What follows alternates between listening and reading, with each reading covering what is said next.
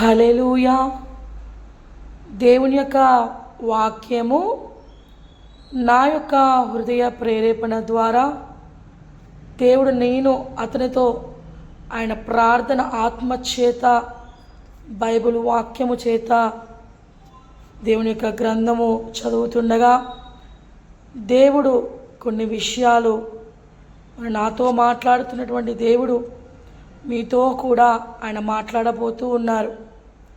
దేవుని యొక్క మాటలు విలువైనవి, శ్రేష్టమైనవి.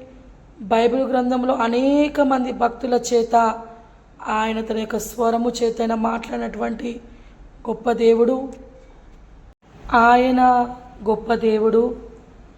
నా యొక్క దేవుడు నాతో మాట్లాడుతున్న మాట మీ హృదయాలను కూడా ఆయన మాట్లాడి మీ యొక్క జీవితంలో ఆయన మేలు చేయునుగాక.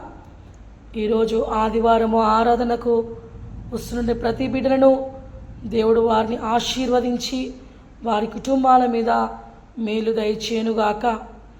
దేవుని యొక్క సన్నిధిలో దేవునితో సహవాసము చేస్తే మన కుటుంబాల మీద సమాధానము, ఆశీర్వాదము ఆయన దయచేయబోతున్నాడు.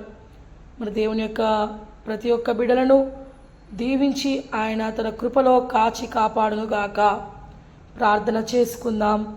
స్తోత్రం యేసయ్యా, నీ పాదలకు వందనాలు ప్రభా. నీ మందిరంలో ఎవరైతే గడుపుచున్నారో వారందరినీ దీవించి ఆశీర్వదించమని నీ నామం పేరిట అడిగి వేడుకొనుచున్నాను తండ్రి. ఆమేన్.